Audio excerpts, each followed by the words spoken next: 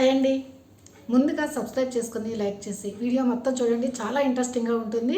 ఎవరి ఓటింగ్ ఎలా ఉంటుంది ఏంటి అని చెప్పి తెలుసుకుందాము. ఫస్ట్ లైక్ చేయండి. లైక్ చేసి వీడియో మరికొంతమందికి రీచ్ అవుతుంది అందుకని చెప్పేసి. మరియు ముఖ్యమైన పాయింట్ ఏంటంటే మీరు ఎవరికి ఓటు వేస్తున్నారు అన్నది కామెంట్ చేయడం అస్సలు మర్చిపోతుంది. ఒక లైక్ కొట్టేయండి, కామెంట్ చేయండి, సబ్స్క్రైబ్ చేయండి, ఓకేనా? ఇప్పుడు చాలామంది అంటున్నారు నిఖిల్కి మాస్ ఓటింగ్ జరుగుతుంది కానీ అది అంతా అబద్ధము అని చెప్పేసి. నిఖిల్కి మాస్ ఓటింగ్ జరుగుతుంది అది అబద్ధము అని అనడానికి ఏవైనా ప్రూఫ్స్ ఉన్నాయా మన దగ్గర? ఏమీ లేవు కదా. అటువంటప్పుడు తన ఓటింగ్ అబద్ధము అని మనం చెప్పకూడదు. ఎందుకంటే నిఖిల్కి ఓటింగ్ అనేది పడుతుంది, వాళ్ళ పిఆర్ అనేది చాలా స్ట్రాంగ్గా చాలా బలంగా అనేది వర్క్ చేస్తున్నారని చెప్పి మాత్రం తెలుస్తుంది. ఆయనకి ఆంధ్రప్రదేశ్ తర్వాత తెలంగాణ, కన్నడ 3 స్టేట్ల నుంచి అతనికి ఓటింగ్ అనేది పడుతుంది. తర్వాత కన్నడలో కూడా ఆయనకి చాలా మంచి ఏంటంటే క్యాంపెయిన్ అయితే జరుగుతూ ఉంది. ఇక్కడ కూడా చాలా బాగా వాళ్ళ పిఆర్ అనేది వర్క్ చేస్తున్నారు, చాలా స్ట్రాంగ్ పిఆర్ అని కూడా వినడానికి వచ్చింది. అందుకని నిఖిల్ ఓటింగ్ మాస్ ఓటింగ్ అని చెప్పేసి అది అబద్ధపు ఓటింగ్ అని చెప్పేసి మీరు వదిలేసి మీ కంటెస్టెంట్కి మీరు ఓటు వేయడం మానేకండి. ఎందుకంటే నిఖిల్ ఫస్ట్లోనే ఉన్నాడు, ఫస్ట్ నుంచి తనది పొజిషన్ అనేది ఫస్ట్లోనే ఉంది. ఇప్పుడు కూడా తన ఓటింగ్ అనేది ఫస్ట్లోనే ఉంది. అది అబద్ధపు ఓటింగ్ మాత్రం కాదు, నిజమైన ఓటింగే. నిజమైన ఓటింగే. అందులో నిఖిల్ ఏంటంటే ఆట ఆడితే ఇచ్చి పడేస్తాడు. అసలు ఏ ఆటలో ఓడిపోయిందనేది చాలా తక్కువ ఆటలు తను అనేది ఓడిపోతాడు. ప్రతి ఆట అనేది తను 100% పెట్టి ఆడుతూనే ఉంటాడు. మిగతా వాళ్ళు కూడా అలా ఆడాలని లేదు, ఒక్కొక్కరికి ఒక క్యాపబిలిటీ ఉంటుంది. అందుకని చెప్పేసి నిఖిల్ ఆటల్లో తోపు. అందుకని చాలామంది ప్రస్తుతానికి ఓటింగ్ అనేది వేస్తున్నారు. అతని పిఆర్ కూడా చాలా మంచి స్ట్రాంగ్గా వర్క్ చేస్తుంది. అందుకని అతనిది మాస్ ఓటింగ్ పడుతుంది, అదంతా అబద్ధ ఓటింగ్ అని చెప్పేసి మీరు ఏమీ అనుకోవద్దండి. అతని ఓటింగ్ ఫస్ట్ నుంచి ఫస్ట్ పొజిషన్లోనే ఉన్నాడు. ఇప్పుడు మధ్యలో ఒక్కసారి ఏంటంటే గౌతమ్మ ముందుకు వెళ్ళి నిఖిల్ అనేది కొంచెం కిందకి వచ్చాడు ఒకసారి మాత్రం. తర్వాత మళ్ళీ నిఖిలే పైకి వెళ్ళడం జరిగింది. అంటే స్టార్టింగ్ నుంచి ఇప్పటిదాకా చూసుకుంటే నిఖిలే 99% దాకా టాప్లో ఉన్నాడు. మరి నెక్స్ట్ వీక్ ఏమవుతుందో తెలియదు కానీ ఇప్పటి వరకు అయితే నిఖిల్ టాప్లో ఉన్నాడు. అందుకని చెప్తున్నాను. అందుకని మీ ఫేవరెట్ కంటెస్టెంట్స్కి మీరు కూడా ఓటు వేసుకోండి. ఏంటి నిఖిల్ పడుతుంది అబద్ధ ఓటింగ్ కనుక అక్కర్లేదు, మన గౌతమ్ అనేది టాప్లో ఉన్నాడు ఇంకా వేయకపోయినా పర్వాలేదు అని అనుకోకండి. మీరు గౌతమ్ ఫ్యానా అయితే తప్పకుండా మీరు గౌతమ్కి ఓటు వేసుకోండి అంతే. నిఖిల్ అబద్ధం ఓటింగు మనం వేయాల్సిన అవసరం లేదు అని అనుకోకండి. మీరు గౌతమ్ వేయాలి, ఇంకెవరికైనా వేయాలా అంటే ఎవరికి వేయాలనుకుంటే వాళ్ళకి మీరు ఓటింగ్ వేసుకునే వాళ్ళని మీరు సేవ్ చేయండి. టాప్ పొజిషన్లో పెట్టాలనుకుంటే పెట్టండి, అది మీ చేతుల్లో ఉన్నది. అందుకని నిఖిల్ అయితే ప్రస్తుతానికి ఎంతంటే 33% ఓటింగ్తోనైతే ఉన్నాడు. సెకండ్ పొజిషన్ అయితే గౌతమ్ గురించి చెప్పాలంటే వైల్డ్ కార్డుగా ఎంట్రీ ఇచ్చి సెకండ్ పొజిషన్లో ఉన్నాడు అంటే చాలా గ్రేట్ అనే చెప్పాలి. ఎందుకంటే ఇంతవరకు ఎప్పుడు కూడా వైల్డ్ కార్డుగా ఎంట్రీ ఇచ్చి సెకండ్ పొజిషన్లో అనేది ఎవరూ లేరు. కిందటిసారి సీజన్ 7లో కూడా ఏంటే అర్జున్ వైల్డ్ కార్డ్ ఎంట్రీ ఇచ్చాడు, కానీ తను ఎలిమినేట్ అవుతూ తను ఫైనలిస్ట్ అయిపోవడం వల్ల తనని ఉంచడం అనేది జరిగింది. తర్వాత టాప్ 6గా ఉంచారు, తర్వాత ఫస్ట్ అతనిని ఎలిమినేట్ చేయడం అయితే జరిగింది. కానీ ఈసారి గౌతమ్ అనేది వైల్డ్ కార్డ్గా ఎంట్రీగా వచ్చి టాప్ 2లో నిలబడ్డాడంటే చాలా గ్రేటే. ఎందుకంటే ఇతను ఆడాడు కదా అని చెప్పేసి చాలామంది అంటారు. ఆడుతాడు, తన 100% ఎఫర్ట్స్ అనేది పెడతాడు. బట్ ఏంటంటే గెలిచినవి అనేది చాలా తక్కువగా ఉన్నాయి. కానీ గెలిచినవి 1-2 ఉండొచ్చు అతను గెలిచినవి, కానీ అతను లీస్ట్లో కూడా ఎప్పుడు లేదో ఆటల్లోని ఎప్పుడు సెకండ్ యా థర్డ్ అనేది వస్తూనే ఉంటుంటాడు. అందుకని చెప్పేసి ఇంకొకటి ఏంటంటే తను ఆర్గ్యూ అనేది చేయడం ఆడుతున్నప్పుడు.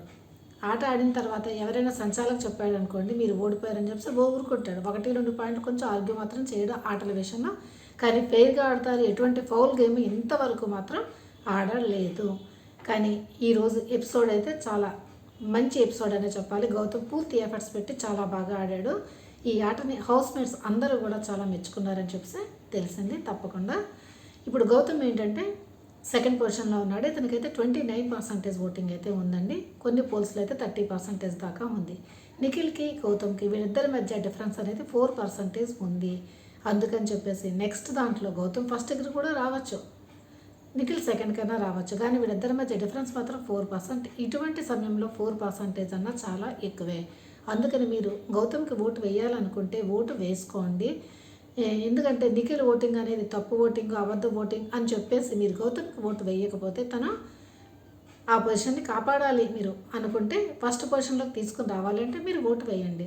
తర్వాత గౌతమ్ పిఆర్ కూడా చాలా స్ట్రాంగ్ పిఆరే. అతనికి కూడా చాలామంది ఏమంటున్నారంటే గౌతమ్ పిఆర్ వెళ్ళి కాలేజెస్కి వెళ్ళి ఓట్లవి అది ఇది క్యాంపెయిన్ చేస్తున్నారని చెప్పేసి చాలా ఎక్కువగా అని చెప్పేసి అంటున్నారు. అలాగని కాదండి, నిఖిల్ పిఆర్ స్ట్రాంగే, గౌతమ్ పిఆర్ ప్రతి ఒక్కళ్ళకి పిఆర్ అనేది స్ట్రాంగ్గా ఉన్నది. వాళ్ళ అభిమానాన్ని బట్టి ఒకళ్ళ గురించి చెప్పుకోవడం అనేది తప్పు లేదు.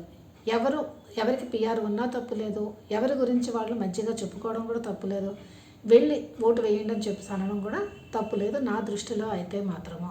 అందుకని చెప్పేసి ఒకరినొకరు బ్లేమ్ చేసుకోకుండా ఇప్పుడు ఏంటంటే మీరు మీ నచ్చిన కంటెస్టెంట్కి ఓటు వేయాలనుకుంటే ఓటు వేయండి, అతని గురించి మంచిగా చెప్పాలనుకుంటే చెప్పండి, అంతే తప్ప అతనికి ఇది ఉన్నదని ఒకళ్ళొకళ్ళు బ్యాట్ చేసుకోవడం వల్ల ఏమీ రాదు కదా. అందుకనే గౌతమ్ అనేది సెకండ్ పొజిషన్లో ఉన్నాడండి 29% ఓటింగ్తో. ఇప్పుడు నిఖిల్కి గౌతమ్కి మధ్యన 4% తేడా అయితే ఉంది.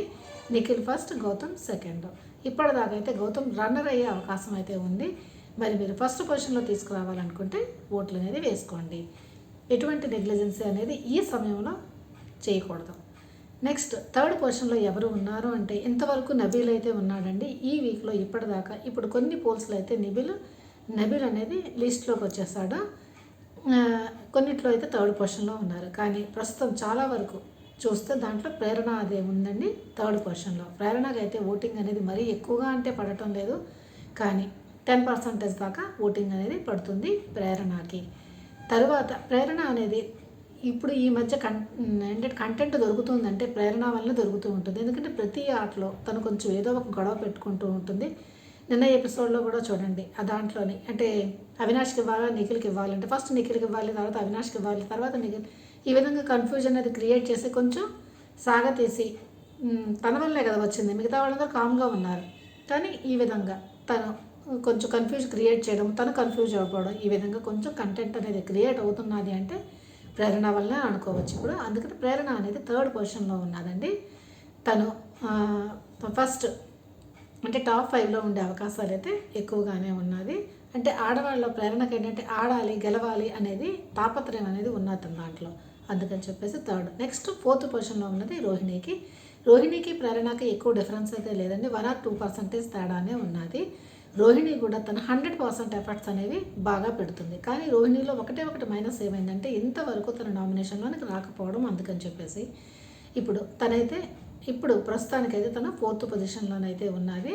మరి రోహిణికి ఎవరైనా ఓటు వేసుకోవాలి, ప్రేరణకి ఎవరైనా ఓటు వేసుకోవాలనుకుంటే వేసేసుకోండి ఇప్పుడే.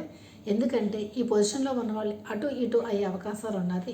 ఈ సీజన్లో ఏంటంటే ఎవరు ఎలిమినేట్ అవుతారు, ఎవరు గెలుస్తారు అనేది ఇప్పటి వరకు కన్ఫ్యూజన్గానే ఉన్నది. అందుకని చెప్పేసి మీరు ఎవరికి ఓటు వేసుకోవాలనుకుంటున్నారో వాళ్ళు తప్పకుండా ఓటు వేసేసుకోండి. రోహిణి అయితే 4th పొజిషన్లో ఉన్నది. 4th పొజిషన్లో ఉన్నది కదా అని చెప్పేసి నెగ్లెక్ట్ చేయకండి. వేయాలనుకుంటే ఓటు తప్పకుండా వేసుకోండి, గెలిపించాలని మీరు అనుకుంటే. తర్వాత రోహిణి తర్వాత ఉన్నది ఎవరంటే విష్ణుప్రియ ఉన్నది 5th పొజిషన్లో. విష్ణుప్రియ తర్వాత నబీల్ ఉన్నాడండి. నబీల్ ఎక్కడ ఉండాల్సిన వాడు ఎక్కడికి వచ్చాడు. ఈ వీక్లో తనది ఏంటంటే ప్రైజ్ మనీది కూడా కట్ చేసి తను ఫైనలిస్ట్ అవ్వాలని 15 lakhs రాశాడు చూసారా. అది చాలామందికి బాగా అనిపించలేదు. ఎందుకంటే ఎంతో కష్టపడి సంపాదించిన 15 lakhs తను సెకండ్ ఫైనలిస్ట్ అవ్వాలి అని చెప్పేసి 15 lakhs ఉపయోగించుకోవడం అనేది రాంగ్. అక్కడ దానికి మైనస్ అయింది. తర్వాత ఫ్యామిలీ వీక్ వచ్చినప్పుడు వాళ్ళ మదర్ అనేది ఎక్కువ హింట్స్ అనేది ఇవ్వలేదు. తర్వాత వచ్చిన వాళ్ళు అందరూ తనకి ఫైర్ అనేసరికి తనకు ఏ విధంగా ఆడాలా ఏంటా అనేది కొంచెం కన్ఫ్యూజన్ అయితే అయ్యాడు. అందుకే తను ఏం ఆడాలో ఏంటో తనే కన్ఫ్యూజన్లో ఉండి తను ఆట అనేది ఆడుతున్నాడు. 4th వీక్లో వచ్చిన నబీల్ చూస్తే టాప్ 5కి వెళ్ళే నబీల్ అని చెప్పేసి మనం అనుకున్నాము. ఇప్పుడు తను లీస్ట్ పొజిషన్లో అనేది ఉన్నాడు. అందుకని నబీల్ని మీరు కాపాడుకోవాలి అనుకుంటే ఓటు వేసుకోండి. విష్ణుప్రియ నబీల్ వీళ్ళిద్దరి మధ్య కూడా అస్సలు తేడా లేదండి, 7-8% అయితే ఉన్నది అంతే. అందుకని వీళ్ళిద్దరిలో ఎవరైనా ఎలిమినేట్ అయిపోవచ్చు అండి. విష్ణుప్రియ అయిపోవచ్చు, లేకపోతే నబీల్ అయినా అవ్వవచ్చు. నేను చెప్పింది ఈ అనఫీషియల్ మాత్రమేనండి, అఫీషియల్ కాదు. కొంచెం అఫీషియల్ కూడా ఇంచుమించు ఈ విధంగానే ఉంటుంది. ఎందుకంటే ఎంతవరకు నేను చెప్పాను ఎవరు ఎలిమినేట్ అవుతారంటే వాళ్ళే ఎలిమినేట్ అయ్యారు.